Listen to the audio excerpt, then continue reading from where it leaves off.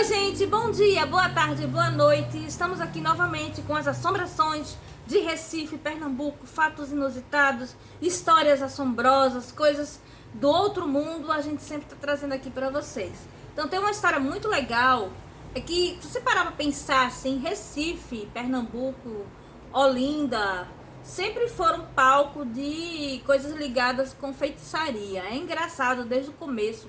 A Inquisição esteve aqui duas vezes, né? A primeira para apreender judeus, cristãos novos que ficavam professando a fé judaica, né? Escondidos. Eles faziam isso para levar para Portugal e para a Espanha. E a segunda, em 1750, mais ou menos, para poder pegar feiticeiros. E isso é muito interessante, porque nós temos um histórico de feitiçaria em Recife, Pernambuco, e isso a gente encontra nos jornais de época. Eu tive o prazer de encontrar uma história muito interessante sobre um curandeiro que ele professava no início do século XX, lá no centro da cidade. E aí a gente vai falar um pouco sobre ele. É o curandeiro da Rua Padre Muniz. Então, entre 1900 e 1906, começaram a aparecer mensagens no jornal agradecendo ao homem da Rua Padre Muniz. A Rua Padre Muniz é uma rua aqui no Recife, que fica lá no centro da cidade, próximo do mercado de São José, né? Hoje em dia, lá onde ficava a casa desse homem, funciona uma loja de doces, uma Doce Mel, acho que é o nome da loja. E é engraçado você imaginar que ali, até certo tempo, estava uma pessoa que fazia o que diziam ser feitiçaria, né? Então esse homem, ele morava na Rua Padre Muniz, no número 3, no primeiro andar. E começaram a aparecer: obrigada ao homem da Rua Padre Muniz, eu estava desenganada pelos médicos e fui curada da minha tuberculose. Obrigada ao homem da Rua Padre Muniz, que me curou de uma ferida na perna.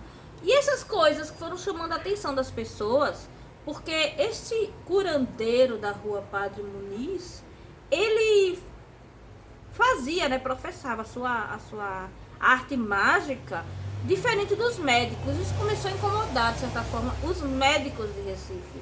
Nós ainda não tínhamos uma universidade de medicina em Recife, e a gente tinha os médicos que aqui trabalhavam, né? Eles se formavam na faculdade do Rio de Janeiro de São Paulo. Então eles saíam de Recife para estudar lá e voltavam para cá. Ou seja, tinha toda uma despesa muito grande, com essa parte da medicina, né? Para eles serem, assim, digamos, tripudiados por um homem que se dizia curandeiro, né? Inclusive vários médicos protestaram e tudo. E a coisa foi tão intensa que os jornais foram entrevistar o homem, né? E quando chegaram na casa do dito feiticeiro, encontraram uma casa, assim, que tinha animais pendurados, que tinha todo aquele clima, né, de uma coisa de feitiçaria, potes e folhas secas e tudo, mas era só um senhor de idade que trabalhava com ervas e com beberagens e com produtos da natureza, né? Ele trabalhava com fitoterapia e ele indicava remédios da natureza e da sabedoria popular. Ou seja, a medicina que ainda estava engatinhando nas curas, nas vacinas, nas próprias doenças, né, que se desenvolviam, ela ainda não dava muita importância ao que a cura popular poderia fazer pelas pessoas. E era isso que o homem da Rua Padre Muniz trazia. Ele trazia chás de ervas e algumas coisas, né, que eram vistas como feitiçaria na época, mas que na realidade eram cura, né? E ele também tinha um certo poder sobrenatural, porque ele, quando os repórteres chegaram lá, ele disse assim: eu já sabia que vocês estavam chegando, eu sabia que vocês estavam vindo e eu já estava preparado para recebê-los. Inclusive o senhor virou para um dos repórteres e disse: o senhor está com uma dor de cabeça muito forte, sempre teve essa dor de cabeça muito forte, e eu posso lhe ajudar. E a coisa mais incrível é que realmente o repórter a quem ele falou, ele tinha uma enxaqueca há muito tempo, né? Muitos anos. E o homem da rua Padre Muniz lhe deu um remédio que curou a sua enxaqueca. Algum tempo depois ele desapareceu, ele saiu do circuito, né? Ou pode ter morrido, ou pode ter se mudado, e nunca mais se viu nenhum anúncio do homem da rua Padre Muniz. Mas fica a história, né, pra gente saber que também no Recife, em Pernambuco, em Olinda, circularam pessoas que eram acusadas de feitiçaria, inclusive no início do século XX. Bom, gente, se vocês gostaram da história, eu peço que vocês deem seu like, que vocês nos sigam nas redes sociais.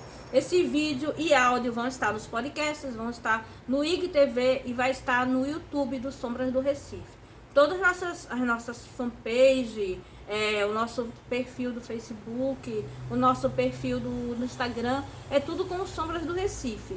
E eu trabalho com as assombrações da cidade do Recife, de Pernambuco, literatura fantástica e histórias em quadrinhos. Então, se vocês gostaram do assunto, procurem por nossas redes sociais e nos ajudem a crescer cada vez mais. Um beijo e até a próxima!